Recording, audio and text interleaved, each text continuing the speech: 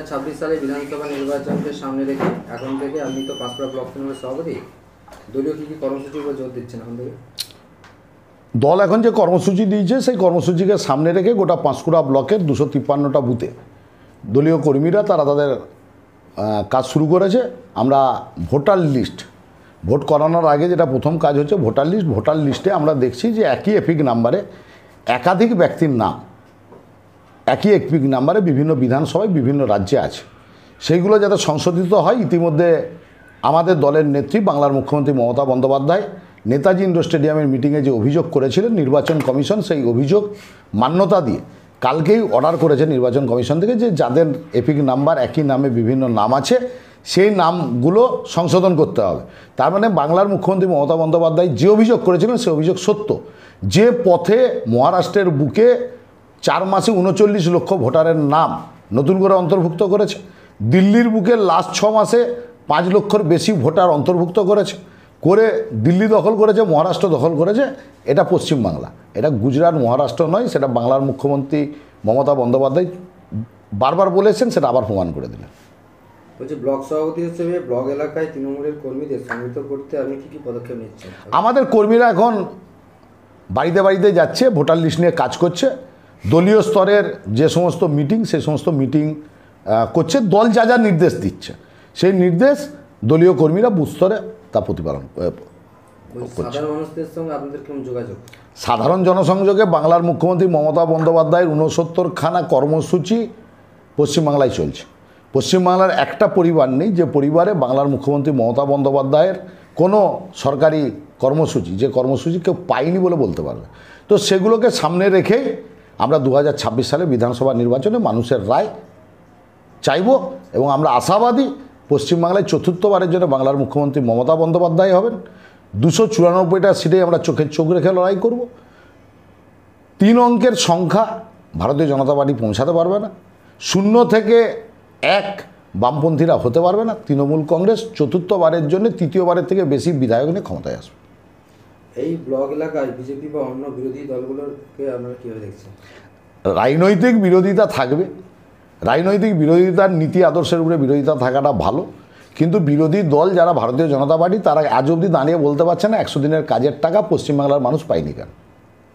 আজ অবধি বলতে পারছে না 3 বছর আবাস যোজনার বাড়িতে নাম থাকা সত্ত্বেও আবাস যোজনার টাকা রাজ্য পশ্চিমবাংলা পাচ্ছে না কেন।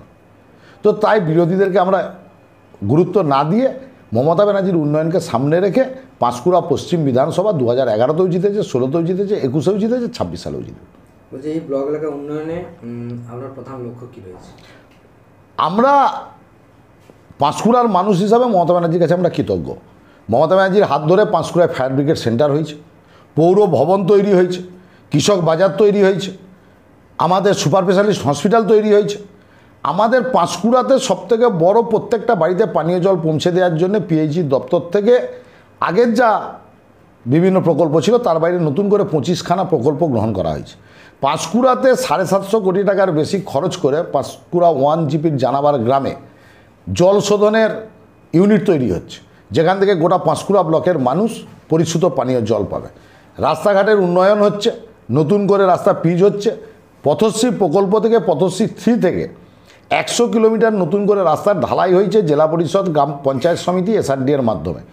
48 কোটি টাকার নতুন রাস্তা হয়েছে। পথশ্রী 4এও আমরা আশাবাদী পাঁশকুড়ার বুকে আবার নতুন করে 100 কিলোমিটারের বেশি রাস্তা হবে এবং পাঁশকুড়ার মানুষ উপকৃত হবে। বলছি, পাঁশকুড়া ব্লক এলাকায় মানুষের মধ্যে কোথাও কোথাও ক্ষোভ বা অসন্তোষ থাকলে সেটা আপনি ব্লক সভাপতি হিসেবে কীভাবে মোকাবিলা করবেন? মানুষের কাছে অভাব অভিযোগ ক্ষোভ আছে, আমরা জনসংযোগের উপরে গুরুত্ব দিয়েছি। মানুষের অভাব অভিযোগ শুনতে হবে। আমাদের নেত্রী মমতা বন্দ্যোপাধ্যায়, আমাদের নেতা অভিষেক বন্দ্যোপাধ্যায়ের নির্দেশ, মানুষের কথা মাথা নিচু করে শুনতে হবে, মানুষের অভাব অভিযোগ শুনতে হবে।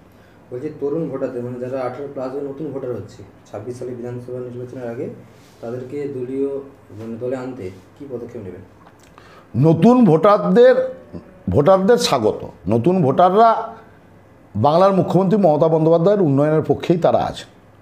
তো তাদের নতুন করে আনার কিছু নেই। তারা কলেজ জীবন থেকেই যখন ছাত্র তখন তারা কন্যাশ্রী থেকে শুরু করে শিক্ষাশ্রী, তারা আমাদের সবুজ সাথী সাইকেল, আমাদের 11-এ উঠলে এই যে উচ্চ মাধ্যমিক পরীক্ষা দেওয়ার আগে তারা ট্যাব কেনার টাকা রাজ্য সরকার থেকে পাচ্ছে 2011 সালের আগে যা যা ছিল না। 2011 সালের পর বাংলার মুখ্যমন্ত্রী মমতা বন্দ্যোপাধ্যায় ক্ষমতায় আসার পর একটার পর একটা প্রকল্প ঘোষণা করছে। তো তারা মমতা ব্যানার্জির সঙ্গেই ভোটার হওয়ার আগে থেকেই আছে। তো স্বাভাবিক অর্থে তারা যখন 18 পরিপূর্ণ করে ভোটার হবে তারা মমতা ব্যানার্জির সঙ্গেই থাকবে। পূর্ব মেদিনীপুর জেলার বেশিরভাগ ব্লক এলাকায় দেখা যাচ্ছে এখন খবরের শিরোনামে বিজেপি বা অন্যান্য রাজনৈতিক দল থেকে তৃণমূল শিবিরে যোগদান করছে। তো সেক্ষেত্রে পাঁশকুড়া ব্লকের সমীকরণটা কী অবস্থা রয়েছে? এই মুহূর্তে কিছু বলবো না, আগামী দিন দেখতে পাবেন।